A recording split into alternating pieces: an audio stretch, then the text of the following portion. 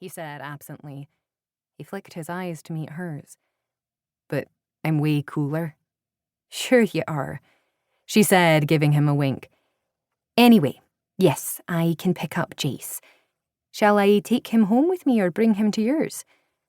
Arran hesitated for a second, glancing away from the screen. Thank you. I'm really sorry to ask for your help. He swallowed, returning his gaze to hers. Again, that's what friends are for, she said, waving her hand dismissively. Don't sweat it. The defeated look on his face made it clear that he was sweating it, copiously. She'd never known anyone as proud and reluctant to ask for help as him, and it didn't escape her notice that he hated even voicing the question, which was why she had jumped in to say yes before he'd outright asked. I thought it might make sense to call you, because I knew you'd be nearby, he said, as if still trying to justify the very legitimate action of asking a close friend for a small favor.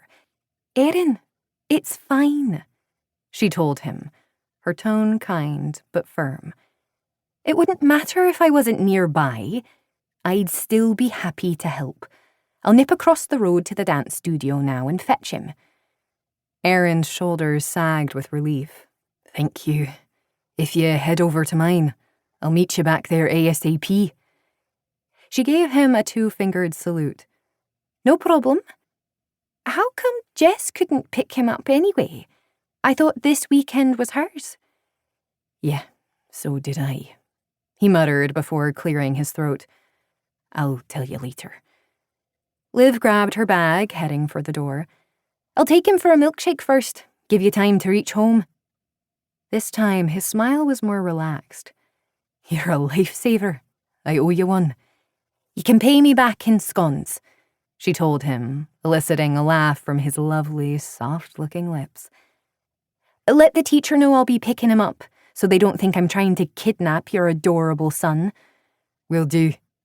He raised his eyebrows, and it made her heart skip a beat. And by the way, we need to get your scone addiction under control. You, Maya, and Elise have a problem. She shrugged. There's no problem. I can give them up any time I want. He laughed. Yeah, right. They ended the call, and Liv pulled her purple-framed glasses out of her bag, taking out her hair tie so that her wavy dark locks fell free. Then she made her way over to the dance studio. She knew Jace's class would be finishing in around 10 minutes because sometimes she'd see Jace leaving with either Arran or Jess. Once inside the studio, she headed over to where the group of parents were waiting for their kids to exit, and she peered through the small window in the door to watch the class.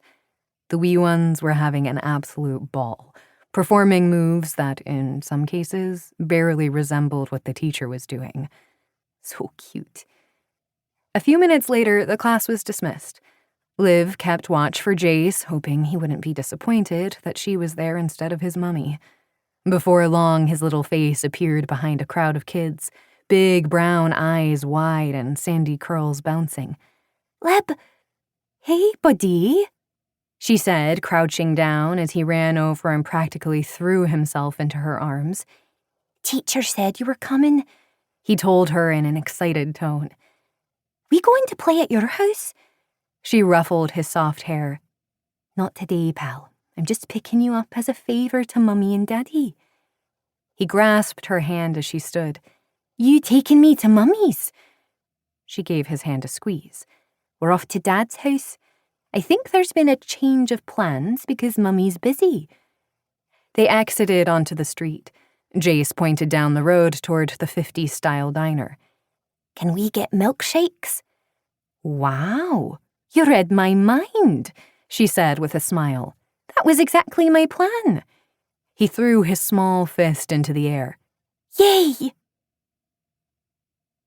And then what happened? Liv asked, maintaining a serious expression as Jace carried on with his tall tale. And then I rescued everyone from the dragon and saved the day, he said from the back seat, a proud look on his face when she glanced in the rearview mirror. She returned her eyes to the road as she navigated the last turn onto Arran's driveway. Wow, and this was